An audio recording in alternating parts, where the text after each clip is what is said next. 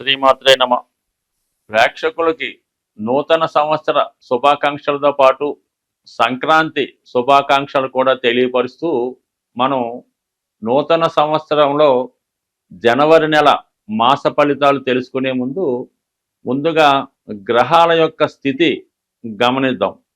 ఈ నెల ప్రారంభంలో వృషభ రాశిలో గురుగ్రహ గమనం వక్ర గమనంలో ఇంచుమించుగా ఈ నెలంతా కూడా వక్ర గమనంలో సంచరించడం జరుగుతుంది.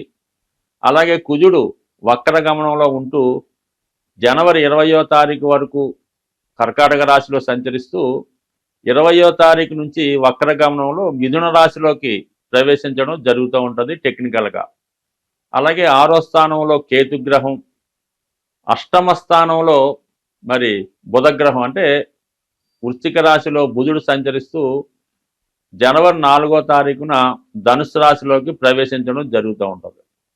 ధనుసు రాశిలో సంచరిస్తున్నటువంటి రవి భగవానుడు జనవరి 14వ తారీఖున మకర రాశిలోకి ప్రవేశించి మకర సంక్రమణం ఏర్పడడం జరుగుతూ ఉంది. కుంభరాశిలో శని భగవానుడు శుక్రుడు కలిసి సంచరించడం జరుగుతుంది. అలాగే మరి మీనరాశిలో రాహు గ్రహం సంచరించడం జరుగుతుంది. ఇది ఈ వార గ్రహస్థితి.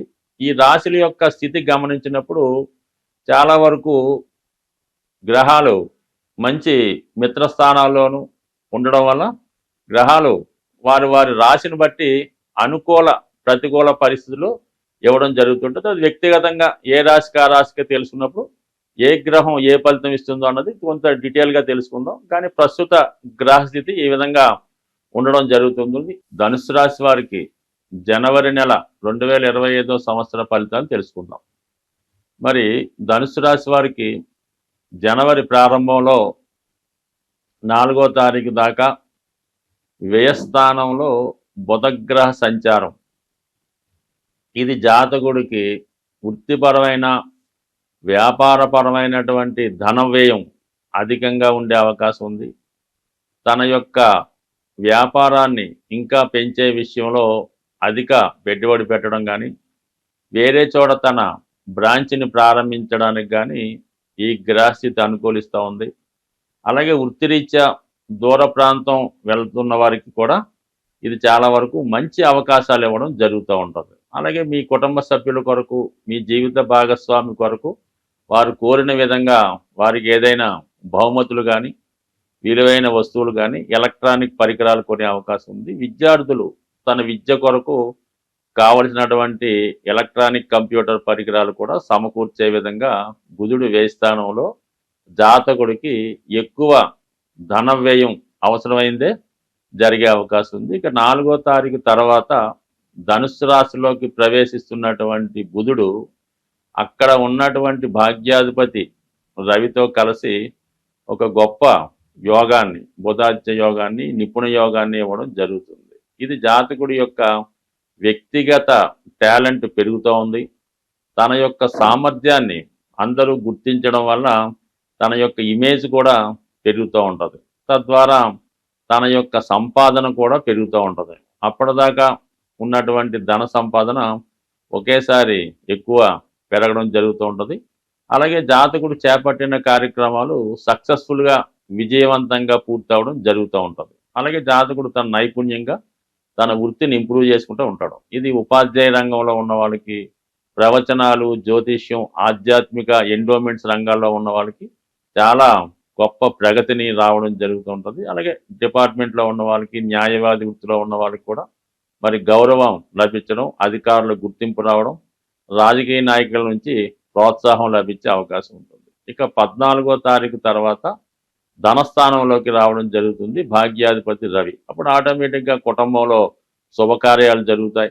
కుటుంబ సమేతంగా ఏదైనా పుణ్యక్షేత్రాన్ని కానీ తీర్థయాత్ర కానీ సందర్శిస్తుంటారు. బంధుమిత్రులు, అధికారులు మీ గృహాన్ని విజిట్ చేయడం వల్ల ఎక్కువగా హ్యాపీగా సంతోషంగా గడిపే అవకాశం ఉంది. మొత్తం మీద ఈ నెలంతా కూడా జాతకుడు అటు బిజీగాను ఆర్థికపర సంపాదనతో చాలా టాలెంటెడ్గా ఉండే అవకాశం ఉంది.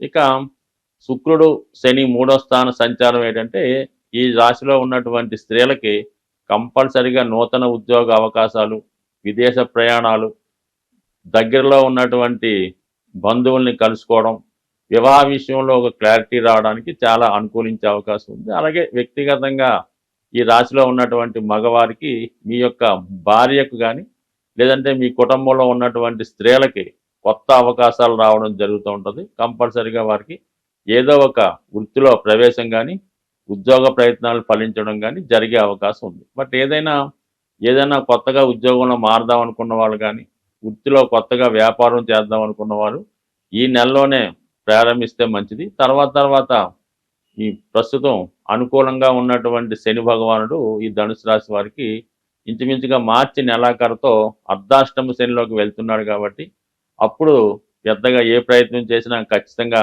ఆలస్యం అవుతుంటుంది కాబట్టి ఏదైనా మార్పు అవసరమైతే ముందుగానే చేసుకోవడం మంచిది. అలాగే వివాహానికి సంబంధించింది కానీ, విదేశ ప్రయత్నం కానీ, కొత్తగా ఏదైనా వృత్తి నేర్చుకోవాలనుకున్నా కూడా ఇది రైట్ టైము.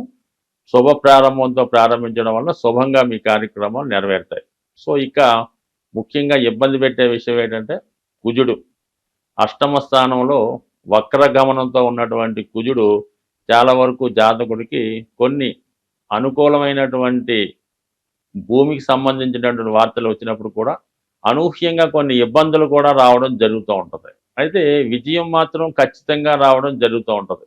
అలాగే పిల్లల యొక్క అభివృద్ధి విషయంలో కూడా కొంత ఆందోళనకరమైనటువంటి వార్తలు వినవలసి ఉంటుందన్నమాట. అంటే ఏదన్నా జాతకుడు సంబంధించిన వారు ఏదైనా ప్రయాణాలు చేస్తున్నప్పుడు కానీ, ఎవరితో అయినా ఘర్షణతో తెగకుండా సామరస్యంగా వ్యవహరించడం మంచిది.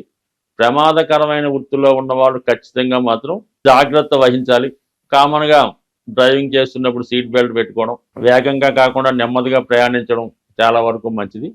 సో ఏదైనా కొంత అనుకోని సంఘటనలు ఈ కుజుని వక్ర గమనం వల్ల జరిగే అవకాశం ఉంది కాబట్టి కొంతవరకు జాగ్రత్త వహించడం మంచిది.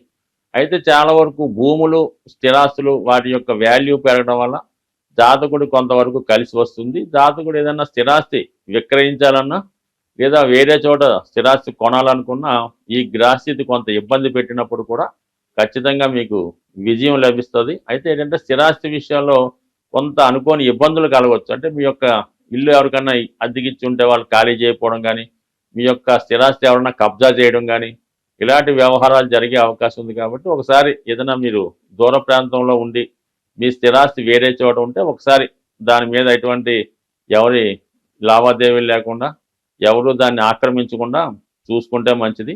ఏదైనా భూమికి సంబంధించినటువంటి వివాదాలు, తగువులు కూడా వచ్చే అవకాశం ఉంది. దాని విషయంలో కూడా చాలా వరకు జాగ్రత్త వహిస్తే మిగతా విషయాలన్నీ అనుకూలంగా ఉన్నాయి కాబట్టి ఇటువంటి ఇబ్బందులు లేకుండా ఉంటే మంచిది. ఇక ఏదైనా 4వ స్థానంలో రాహువు చాలా వరకు కూడా ఇది మనకి చెప్తూ ఉంటుంది అన్నమాట. మీ యొక్క స్థిరాస్తి మీరు అనుభవించలేకపోతూ ఉంటారు. అది కొంతవరకు దూర ప్రాంతంలో ఉన్నవాళ్ళు మీ ఆస్తి ఎవరో ఒకరు మీ అన్నదమ్ములు, అక్క చెల్లెలు, ఫ్రెండ్స్ వాళ్ళ ఆధీనంలో ఉండడం జరుగుతుంది. అంతవరకు ఓకే. కానీ దాని మీద వాళ్ళు ఎక్కువగా ఆశపడి దాన్ని ఏదో కబ్జా చేసినట్టు మనకి సమయానికి ఇవ్వకుండానో వేరే కథనాలు సృష్టించి మనల్ని అమ్మే విధంగా తక్కువ రేటుకి ఇచ్చేలా ప్రయత్నం చేయడం జరుగుతుంటుంది. కాబట్టి ఏదైనా భూమికి, స్థిరాస్తికి సంబంధించిన విషయాల్లో చాలా జాగ్రత్తగా వహించండి. మీరు ఏదైనా స్థిరాస్తి కొనే ముందు అది మీకు దగ్గరగానో మీ పేరుతో ఉంటేనే మంచిది తప్ప ఇతరులను నమ్మి ఎక్కడో స్థిరాస్తి కొనడం వల్ల చాలా వరకు దాన్ని అనుభవించలేరు. జీవితంలో దాని యొక్క ఫలితాలు పొందలేకపోతుంటారు. కాబట్టి ఎవరి కోసం ఎటువంటి ప్రయత్నాలు చేయకుండా పెట్టుబడి పెట్టే విషయంలో మాత్రం నమ్మకంగా పెట్టుకుంటే మంచిది. భూమి మీద పెట్టడం మంచిదే కానీ అది మీ ఆధీనంలో మీకు దగ్గర ఉండే విధంగా ఉంటే మంచిది. స్వస్తి.